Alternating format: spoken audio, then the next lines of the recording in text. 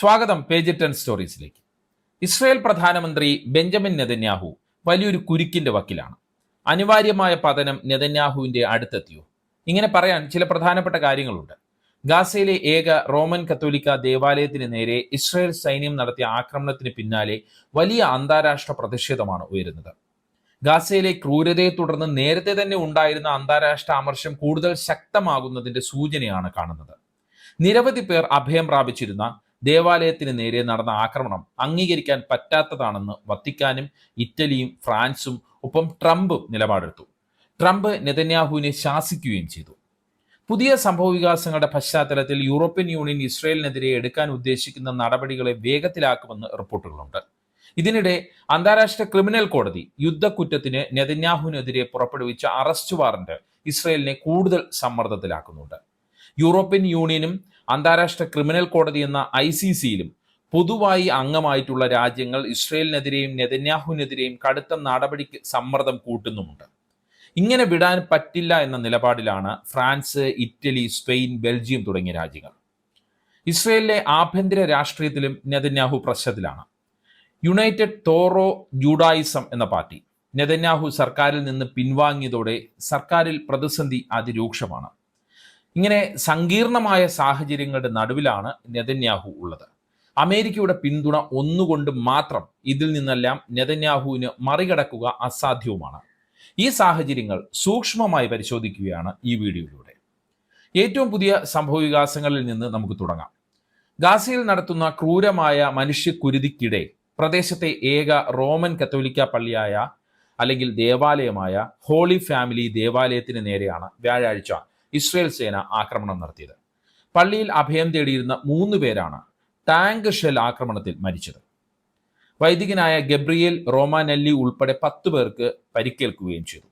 പോപ്പിനെ ദൈനംദിന കാര്യങ്ങൾ അറിയിക്കുന്ന അത്രത്തോളം നിർണായകമായ ഒരു പൊസിഷനിലുള്ള വൈദികനാണ് ഗബ്രിയേൽ. ദേവാലയത്തിന് നേരെ നടന്ന ആക്രമണത്തിൽ കടുത്ത രോഷമാണ് വത്തിക്കാൻ പ്രകടിപ്പിച്ചത്. തുടർന്ന് അപകടം തിരിച്ചറിഞ്ഞ നെതന്യാഹു സംഭവത്തിൽ മാപ്പ് പറഞ്ഞു. അബദ്ധത്തിലാണ് ആക്രമണം ഉണ്ടായതെന്നാണ് നെതന്യാഹു പറയുന്നത്. പോപ്പ് ലിയോയെ നേരിട്ട് വിളിച്ച് ക്ഷമാപണം നടത്തി. ഗാസയിൽ സമാധാന ചർച്ചകൾ ഉടൻ പുനരാരംഭിക്കണമെന്നും ആരാധനാലയങ്ങൾ സംരക്ഷിക്കപ്പെടണമെന്നും പോപ്പ് നെതന്യാഹുവിനോട് ആവശ്യപ്പെട്ടുവെന്ന് വത്തിക്കാൻ അറിയിച്ചു. മാത്രമല്ല, ഗാസയിലെ സ്ഥിതിഗതികളിൽ വലിയ ആശങ്കയും പോപ്പ് അറിയിച്ചുവെന്നാണ് വത്തിക്കാൻ ഓഫീസ് പറയുന്നത്. ഉടൻ നെതന്യാഹു പോപ്പിനെ കാണുമെന്നാണ് നെതന്യാഹുവിന്റെ ഓഫീസ് അറിയിച്ചത്.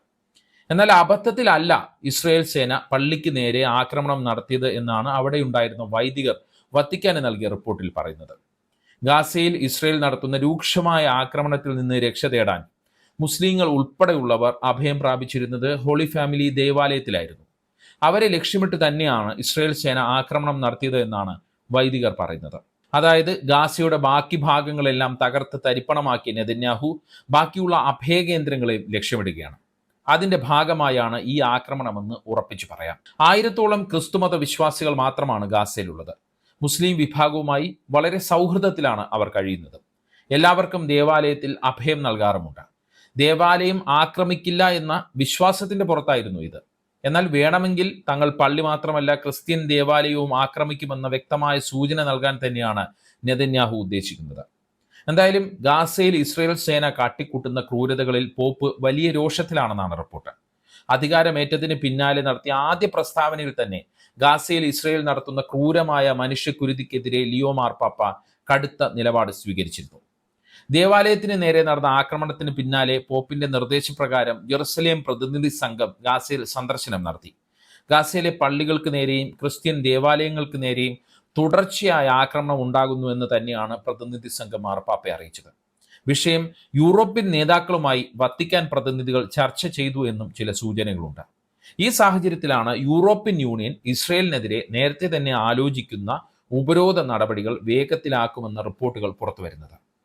ഗാസയിലെയും വെസ്റ്റ് ബാങ്കിലെയും മനുഷ്യാവകാശ ലംഘനങ്ങൾ വഴി EU ഇസ്രായേൽ അസോസിയേഷൻ കരാറിന്റെ ആർട്ടിക്കിൾ 2 കടുത്ത ലംഘനമാണ് ഇസ്രായേൽ നടത്തിയത് എന്ന നിലപാടാണ് യൂറോപ്യൻ യൂണിയൻ രാജ്യങ്ങൾക്കുള്ളത്.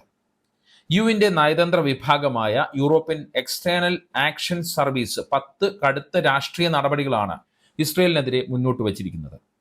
ഇസ്രായേലുമായുള്ള അസോസിയേഷൻ കരാർ പൂർണ്ണമായോ ഭാഗികമായോ സസ്പെൻഡ് ചെയ്യുക എന്നതാണ് അതിൽ ഏറ്റവും പ്രധാനപ്പെട്ട നടപടി.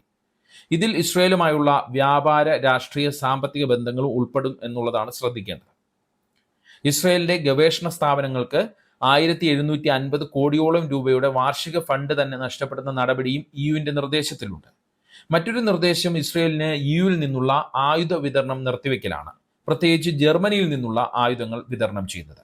ജർമ്മനിയാണ് ഇസ്രയേലിന് ഏറ്റവും അധികം ആയുധം നൽകുന്നത്. ഇസ്രയേലിനെതിരെ നടപടിയെടുക്കുന്നതിൽ യൂറോപ്യൻ യൂണിയനിൽ നിലനിൽക്കുന്ന ഭിന്നതയാണ് ഇത്രയും നാൾ അവരെ രക്ഷിച്ചത്. എന്നാൽ പുതിയ സാഹചര്യത്തിൽ കൂടുതൽ രാജ്യങ്ങൾ ഇസ്രയേലിനെതിരെ കടുത്ത നിലപാടെടുക്കുമെന്നുള്ള സൂചനകളാണ് പുറത്തുവരുന്നത്.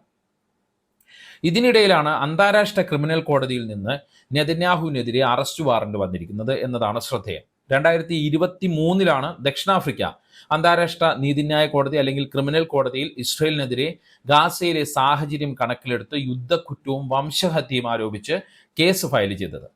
കൊളംബിയ, ചിലി, സ്പെയിൻ, അയർലൻഡ്, തുർക്കി തുടങ്ങിയ രാജ്യങ്ങൾ ദക്ഷിണാഫ്രിക്കയെ പിന്തുണയ്ക്കുകയും ചെയ്തു. തുടർന്നാണ് 2024 നെതന്യാഹുവിനും മുൻ പ്രതിരോധ മന്ത്രി യോവ് ഗാലന്റിനുമെതിരെ അറസ്റ്റ് വാറന്റ് അന്താരാഷ്ട്ര നീതിന്യായ കോടതി പുറപ്പെടുവിച്ചത്. എന്നാൽ ഇതിനെ ചോദ്യം ചെയ്ത് ഇസ്രയേൽ അപ്പീൽ നൽകി. ഈ അപ്പീൽ കഴിഞ്ഞ ദിവസം ICC തള്ളിയതോടെയാണ് നെതന്യാഹുവിനും യോവിനുമെതിരെ യുദ്ധക്കുറ്റത്തിന് അറസ്റ്റ് വാറന്റ് നിലവിൽ വന്നത്.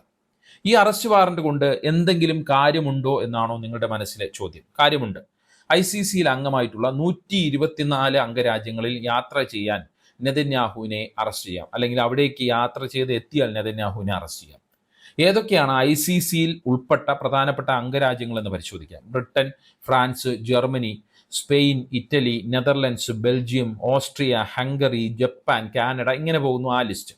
ICCയിൽ അംഗമല്ലാത്ത പ്രധാന രാജ്യങ്ങൾ അമേരിക്കയും റഷ്യയും ചൈനയും ഇസ്രയേലും ഇറാനും സൗദി അറേബ്യയും ഇന്ത്യയും ഒക്കെയാണ്. ഇതിൽ ശ്രദ്ധിക്കേണ്ട കാര്യം, ഇസ്രയേലിനെതിരെ കടുത്ത നടപടി ആലോചിക്കുന്ന യൂറോപ്യൻ യൂണിയനിലെ ആകെ 27 രാജ്യങ്ങളിൽ 26 രാജ്യങ്ങളും അന്താരാഷ്ട്ര ക്രിമിനൽ കോടതിയിൽ അംഗങ്ങളാണ് എന്നുള്ളതാണ്. ഹംഗറിയാണ് ICCയിൽ നിന്ന് ഈയിടയ്ക്ക് പിൻവാങ്ങിയ യൂറോപ്യൻ യൂണിയൻ രാജ്യം. അതായത് ഹംഗറി ആകട്ടെ ഇസ്രയേലിനെ ശക്തമായി പിന്തുണയ്ക്കുന്ന രാജ്യവുമാണ്. അതായത് ഇസ്രയേലിനെ പിന്തുണയ്ക്കുന്ന ഹംഗറി ഇപ്പോൾ ICCയിൽ ഇല്ല എന്നുള്ളതാണ് അതിൻ്റെ അർത്ഥം. എന്തായാലും യൂറോപ്യൻ യൂണിയൻ പുതിയ സാഹചര്യത്തിൽ ഇസ്രയേലിനെതിരെ കടുത്ത നടപടിയിലേക്ക് അല്ലെങ്കിൽ ഉപരോധത്തിലേക്ക് നീങ്ങിയാൽ അത് ICCയുടെ അറസ്റ്റ് വാറന്റ് നടപടികളിലും പ്രതിഫലിക്കും എന്നുള്ളതാണ് ഞാൻ പറഞ്ഞു വരുന്നത്. ജർമ്മനിയും ഇറ്റലിയും ഒക്കെ ഇസ്രയേലിനെതിരെ നടപടി വേണ്ട എന്ന് വാദിച്ചിരുന്ന രാജ്യങ്ങളാണ്. എന്നാൽ ഗാസയിലെ ദേവാലയ ആക്രമണത്തിന് പിന്നാലെ ഇറ്റലി കടുത്ത നിലപാടിലാണ്. അത് യൂറോപ്യൻ യൂണിയന്റെ അകത്തും ICC വാറന്റിന്റെ കാര്യത്തിലുമൊക്കെ ഉള്ള ഇറ്റലിയുടെ നിലപാടുകളെ മാറ്റുമോ അല്ലെങ്കിൽ സ്വാധീനിക്കുമോ എന്നതാണ് ഇനി കണ്ടറിയേണ്ട പ്രധാനപ്പെട്ട കാര്യം. മാത്രമല്ല, ഇസ്രയേലിനെ മിക്കപ്പോഴും പിന്തുണച്ചിരുന്ന ഓസ്ട്രിയ ഉപരോധ വിഷയത്തിൽ നിഷ്പക്ഷ നിലപാട് സ്വീകരിച്ചതും ശ്രദ്ധേയമാണ്. അത് ഓസ്ട്രിയയുടെ ഇസ്രയേലിനോടുള്ള ഇതുവരെ സ്വീകരിച്ച നിലപാടിൽ നിന്നുള്ള മാറ്റത്തിന്റെ സൂചനയായി വിലയിരുത്തപ്പെടുന്നുമുണ്ട്. നിലവിൽ യൂറോപ്യൻ യൂണിയന് ഉള്ളിൽ ജർമ്മനിയും ഹംഗറിയും ചെക്ക് റിപ്പബ്ലിക്കും ഒക്കെയാണ് ഇസ്രയേലിനെ ശക്തമായി പിന്തുണച്ചു വരുന്ന രാജ്യങ്ങൾ. എന്നാൽ യൂറോപ്യൻ യൂണിയൻ ഒരു നിലപാട് സ്വീകരിച്ചാൽ ഈ രാജ്യങ്ങൾ അതിനൊപ്പം തന്നെ നിൽക്കും. അതുകൊണ്ട് തന്നെ ഓരോ ദിവസവും ഭക്ഷണത്തിന് കാത്തു നിൽക്കുന്ന മനുഷ്യരെ പോലും കൊന്നൊടുക്കുന്ന ഗാസയിലെ പുതിയ സാഹചര്യത്തിൽ ഈ രാജ്യങ്ങളുടെ എല്ലാം നിലപാടുകൾ വളരെ നിർണായകമാണ്. EU എടുക്കുന്ന നിലപാടുകൾ അതുകൊണ്ട് തന്നെ ICCയിലും പ്രതിഫലിക്കും. കത്തോലിക്ക പള്ളിക്ക് നേരെ നടന്ന ആക്രമണവും ICCയുടെ പരിഗണനയിൽ വരുന്ന ഒരു സ്ഥിതിവിശേഷം നിലവിൽ വരികയാണ്. ഇതിനെല്ലാം പുറമെയാണ് ഇസ്രയേലിലെ ആഭ്യന്തര രാഷ്ട്രീയ പ്രശ്നങ്ങൾ നെതന്യാഹുവിനെ പ്രതിരോധത്തിലാക്കുന്നത്. യുദ്ധത്തിനെതിരെ വലിയ വികാരം സൈന്യത്തിലും ജനത്തിലും, അതായത് ഇസ്രയേലിലെ സൈന്യത്തിലും ജനത്തിലും ഉണ്ടെന്നാണ് റിപ്പോർട്ടുകൾ പുറത്തുവരുന്നത്. സ്റ്റാൻഡിംഗ് ടുഗദർ പോലുള്ള സംഘടനകൾ ഇസ്രയേലി പലസ്തീൻ ആക്ടിവിസ്റ്റുകളെ ഒരുമിപ്പിച്ചു കൊണ്ടുവന്ന് യുദ്ധത്തിനെതിരെ ഇസ്രയേലിൽ പ്രതിഷേധിക്കുന്ന ഒരു സാഹചര്യവുമുണ്ട്.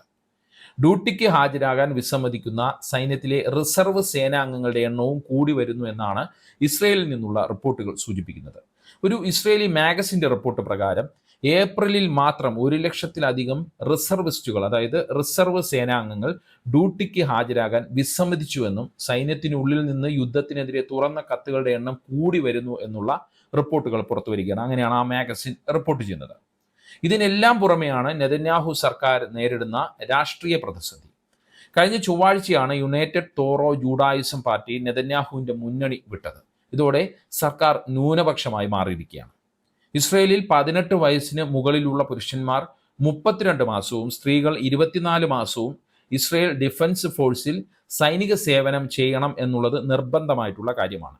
ഇതിൽ നിന്ന് അൾട്രാ ഓർത്തഡോക്സ് യഹൂദരെ, അതായത് ഹരേതികൾ എന്നറിയപ്പെടുന്ന വിഭാഗത്തെ ഒഴിവാക്കാനായി കൊണ്ടുവന്ന വിവാദ ബില്ലിനെ ചൊല്ലിയാണ് നെതന്യാഹുവിന്റെ സർക്കാരിൽ പ്രതിസന്ധിയുള്ളത്. ഈ ബില്ല് നടപ്പാകുന്നതിൽ താമസം നേരിട്ടു എന്ന് പറഞ്ഞാണ് യുണൈറ്റഡ് തോറോ ജൂഡായിസം പാർട്ടി മുന്നണി വിട്ടത്. ഇതുകൂടാതെ അഴിമതി കേസുകൾ, ജനകീയ പ്രതിഷേധങ്ങൾ എന്നിവയെല്ലാം നെതന്യാഹുവിന്റെ പ്രതിസന്ധികളാണ്. ഇതിനെയെല്ലാം അതിജീവിക്കാൻ വേണ്ടിയാണ് വീണ്ടും വീണ്ടും യുദ്ധം ചെയ്യാൻ നെതന്യാഹു ഇറങ്ങി പുറപ്പെടുന്നത്. ഇങ്ങനെ യുദ്ധം ചെയ്ത് തീവ്ര ദേശീയവാദം ഉയർത്തി രക്ഷപ്പെട്ടാണ് ഇത്രയും നാൾ നെതന്യാഹു മുന്നോട്ട് പോയത്. പക്ഷെ ഇറാനെതിരെ കനത്ത തിരിച്ചടി നേരിട്ടതോടെ ഇതെല്ലാം പാളിയ അവസ്ഥയിലുമാണ്. ഹമാസ് ദുർബലമായ ഗാസയിൽ നടത്തുന്ന ക്രൂരമായ ആക്രമണവും ജനങ്ങളും മറ്റ് പ്രതിപക്ഷ പാർട്ടികളും ചോദ്യം ചെയ്യുന്നുണ്ട്. ഇതെല്ലാം കൊണ്ട് തന്നെ നെതന്യാഹു സർക്കാർ അനിവാര്യമായ പതനത്തിലേക്ക് നീങ്ങുന്നുവെന്നാണ് ഇസ്രയേലി പത്രങ്ങൾ തന്നെ റിപ്പോർട്ട് ചെയ്യുന്നത്. ഗാസ വെടിനിർത്തൽ വൈകുന്നതിന് കാരണവും നെതന്യാഹുവിന്റെ പിടിച്ചു നിൽക്കാനുള്ള അവസാന ശ്രമങ്ങളുടെ ഭാഗമാണ് എന്നാണ് വിലയിരുത്തൽ. അതായത് ട്രംപിന്റെ പിന്തുണ കൊണ്ട് മാത്രം പിടിച്ചു നിൽക്കാൻ കഴിയാത്ത സ്ഥിതിയിലേക്ക് നെതന്യാഹു ഓരോ ദിവസവും എത്തിപ്പെട്ടുകൊണ്ടിരിക്കുന്നു എന്ന് നമുക്ക് ചുരുക്കി പറയാം. ഈ വീഡിയോയെക്കുറിച്ചുള്ള നിങ്ങളുടെ അഭിപ്രായങ്ങൾ കമന്റ് ചെയ്യുക. വീഡിയോ അപ്ഡേറ്റുകൾക്കായി കമന്റ് ബോക്സിലുള്ള വാട്സപ്പ് ലിങ്കുകൾ ക്ലിക്ക് ചെയ്യുക. നന്ദി, നമസ്കാരം.